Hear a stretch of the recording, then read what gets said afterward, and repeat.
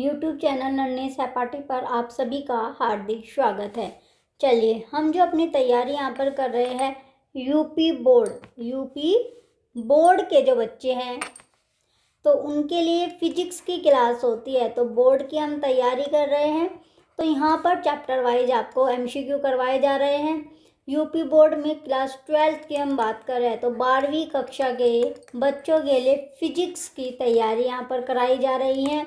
तो फिजिक्स में जो हम आज जो चैप्टर करने वाले हैं अध्याय 6 यानी चैप्टर 6 हमारा है।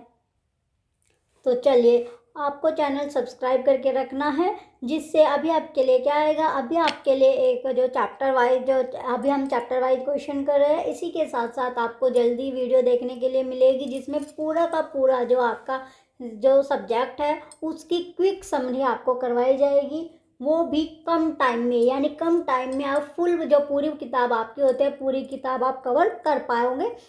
चलिए अब चलते हैं हम अपने जो चैप्टर हमारा आज का आता है फिजिक्स में भौतिक विज्ञान में वैद्युत चुंबकीय प्रेरण। तो चैप्टर 6 में हम पढ़ने वाले इलेक्ट्रोमैग्नेटिक इंडक्शन से किस तरह के क्वेश्चन एग्जामिनर पूछता है, कौन कौन से क्वेश्चन जो होते हैं इंपॉर्टेंट है और एग्जाम में आने के चांसेस हैं, क्या क्या क्वेश्चन हमारे इस चैप्टर से बन सकते हैं, वो सभी हम यहाँ पर देखने वाले हैं। तो चलिए टाइम वेस्ट ना करते हुए अपने फर्स्ट क्वेश्चन की ओर बढ़ते हैं। तो पहला जो क्वेश्चन यहाँ पर आता है, पहला क्वेश्चन है कि विद्युत चुंबकीय प्रेरण जो ईएमआई है उसकी खोज किसने की थी। पहला ही क्वेश्चन आपके लिए इम्पोर्टेंट हो गया। तो इसका राइट आंसर ऑप्शन बी होगा, Michael Faraday, option B correct होगा। नेक्स्ट क्वेश्चन सेकंड है, चुंबकीय फ्लक्स जो है उसका एसआई मात्रक क्या है, तो वो होगा वेबर, ऑप्शन बी करेक्ट है। नेक्स्ट क्वेश्चन थर्ड आता है, चुंबकीय फ्लक्स की विमा डायमेंशंस क्या है, तो डायमेंशन क्या होगी, इसका करेक्ट आंसर ऑप्शन ए है। फोर्थ क्वेश्चन है कि फैराडे के नियम के अनुसार प्रेरित ईएमएफ किसके बराबर होता है, तो किसके बराबर होगा, तो इसका राइट आंसर भी ऑप्शन ए हमारा है। नेक्स्ट क्वेश्चन आता है क्वेश्चन नंबर 5 की प्रेरित धारा की दिशा किस नियम से ज्ञात की जाती है, तो इसका राइट आंसर ऑप्शन बी है, लेंज का नियम। नेक्स्ट क्वेश्चन आता है, लेंज का नियम किस संरक्षण सिद्धांत पर आधारित है, तो ये हो जाएगा ऊर्जा संरक्षण पर, यानी ऑप्शन सी करेक्ट हो गया। नेक्स्ट क्वेश्चन आता है हमारा क्वेश्चन नंबर 7 है, फ्लेमिंग के दाएं हाथ के नियम में अंगूठा क्या दर्शाता है, जो हमारा अंगूठा यानी थंब होता है वो रिप्रेजेंट क्या करता है, ये भी इंपॉर्टेंट क्वेश्चन है। तो इसका राइट आंसर जो होगा ऑप्शन सी है, चालक की गति की दिशा। नेक्स्ट क्वेश्चन आता है क्वेश्चन 8, गतिक विद्युत वाहक बल मोशनल ईएमएफ का सूत्र क्या है, तो इसका राइट आंसर ऑप्शन ए है। नेक्स्ट क्वेश्चन नंबर 9 है, भंवर धाराएं ईडी करंट क्या है, तो इसका करेक्ट आंसर ऑप्शन बी होगा, प्रेरित चक्रीय धाराएं। नेक्स्ट क्वेश्चन नंबर 10 है, भंवर धाराओं के प्रभाव को कम करने के लिए ट्रांसफार्मर की क्रोड को बनाया जाता है, तो इसका राइट आंसर ऑप्शन सी है, पटलित लैमिनेटेड। नेक्स्ट क्वेश्चन नंबर 11 आता है, स्व प्रेरण सेल्फ इंडक्शन का एसआई मात्रक क्या है, तो इसका right answer option B henry correct होगा।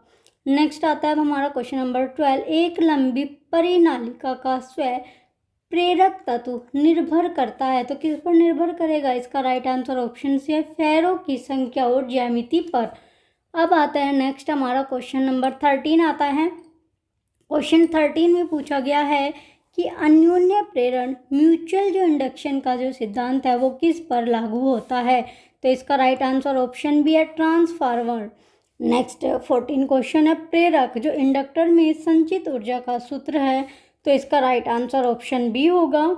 नेक्स्ट क्वेश्चन आता है 15, एसी जो जनरेटर है वो किस सिद्धांत पर कार्य करता है, तो वो विद्युत चुंबकीय प्रेरण पर करता है, ये भी इंपॉर्टेंट क्वेश्चन हमारा है क्वेश्चन 15।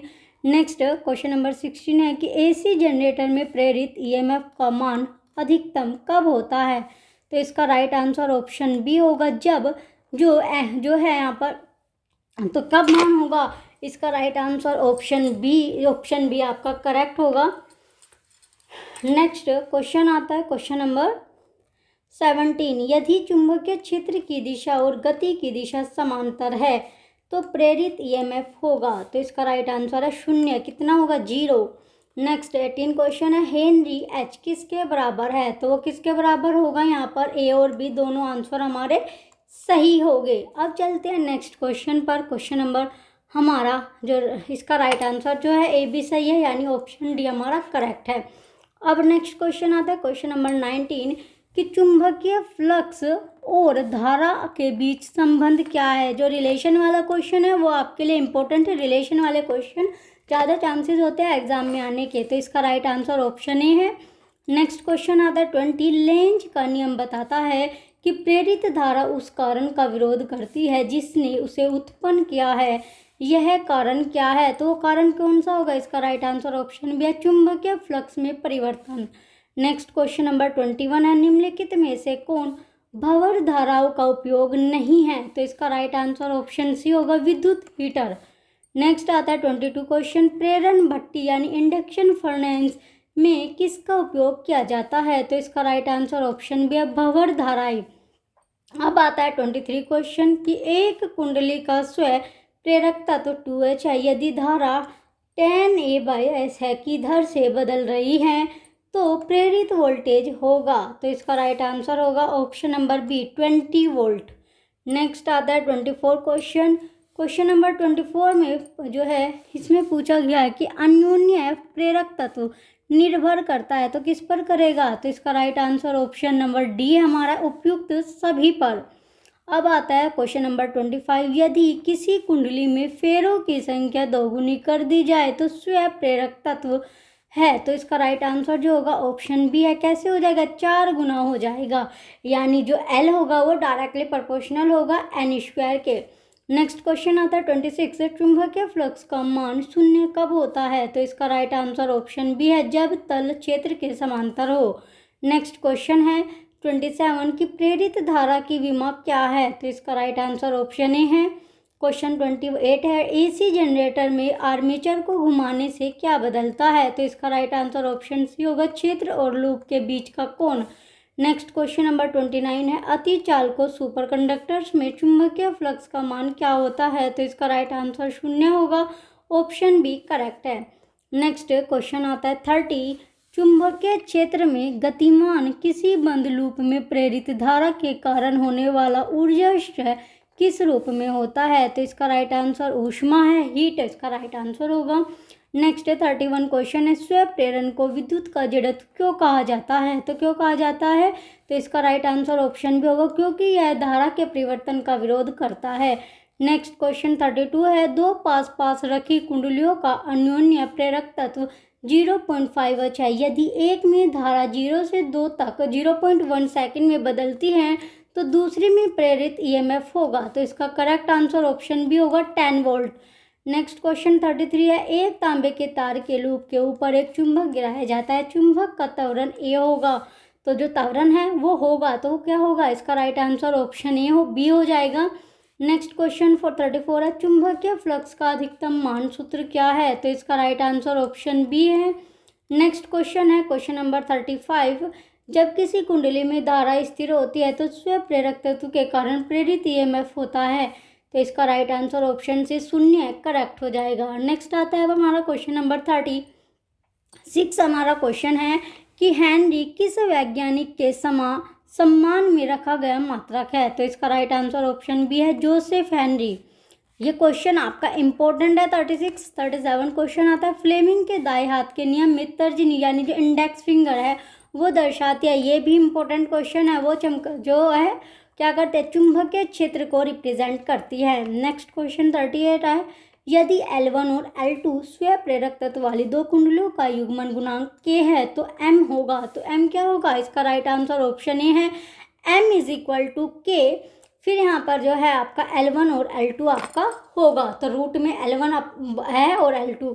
नेक्स्ट क्वेश्चन आता है 39, प्रेरित ईएमएफ की दिशा का विरोध करने वाला पद E = ये आपका दिया गया है। तो ऋण चिन्ह क्या दर्शाता है? तो ऋण चिन्ह जो दर्शाएगा, रिप्रेजेंट करेगा, वो लेंज नियम को रिप्रेजेंट करेगा। 40 क्वेश्चन आता है, विद्युत ट्रेनों में ब्रेकिंग सिस्टम के रूप में उपयोग किया जाता है तो क्या किया जाता है? भंवर धाराएं, ऑप्शन बी करेक्ट है। नेक्स्ट क्वेश्चन 41 है, एसी जनरेटर के आउटपुट ग्राफ क्या करती होती है, तो कैसी होती है, इसका राइट आंसर ऑप्शन सी है, जिया वक्र यानी साइन वेव।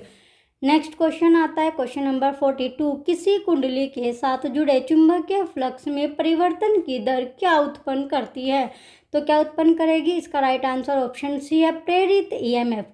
तो ये आपका क्वेश्चन नंबर 42 था। नेक्स्ट क्वेश्चन अब हमारा आता है क्वेश्चन नंबर 43 कि भंवर धाराओं की खोज किसने की थी, तो किसने की है, वो फोको ने की थी, यानी फोकाल्ट जो होगा इसका राइट आंसर होगा ऑप्शन बी, जो कि इंपॉर्टेंट क्वेश्चन आपका रहने वाला है। नेक्स्ट क्वेश्चन आता है 44, एक आयताकार लूप चुंबकीय क्षेत्र से बाहर निकल रहा है, प्रेरित ईएमएफ की ध्रुवता, तो इसका करेक्ट आंसर ऑप्शन ए होगा, स्थिर रहेगी। नेक्स्ट 45 क्वेश्चन है, परिवर्तनशील चुंबकीय क्षेत्र में रखे स्थिर चालक में क्या उत्पन्न होता है, तो इसका राइट आंसर ऑप्शन बी है, प्रेरित ईएमएफ। नेक्स्ट 46 क्वेश्चन आता है, स्व प्रेरक तत्व का मान किस पर निर्भर नहीं करता, तो इसका राइट आंसर ऑप्शन सी होगा, कुंडली से बहने वाली धारा। नेक्स्ट आता है 47 क्वेश्चन, दो कुंडलियों के बीच युग्मन गुणांक का अधिकतम मान क्या हो सकता है, तो वो 1 हो सकता है, ऑप्शन सी आपका करेक्ट हो गया। 48 क्वेश्चन आता है, प्रेरित EMF EMF E is equal to D, NBA cos आपको दिया गया तो DT का परिणाम है, तो इसका correct answer option number A आपका करेक्ट हो जाएगा। नेक्स्ट क्वेश्चन आता है 49 कि भंवर धाराओं का उपयोग 1.5 बीट गैल्वेनोमीटर में क्यों किया जाता है, तो इसका राइट आंसर ऑप्शन बी है, विक्षेप को तुरंत रोकने के लिए। क्वेश्चन 50 जो कि लास्ट क्वेश्चन है, विद्युत चुंबकीय प्रेरण की घटना में क्या परिवर्तित होता है, तो इसका राइट आंसर है ऑप्शन ए, यांत्रिक ऊर्जा और विद्युत ऊर्जा। ये आपका लास्ट क्वेश्चन था। जो भी बच्चे चैनल पर नए हैं वो चैनल को सब्सक्राइब करके रख के वीडियो लाइक कीजिए, कमेंट कीजिए, शेयर कीजिए। Thank you.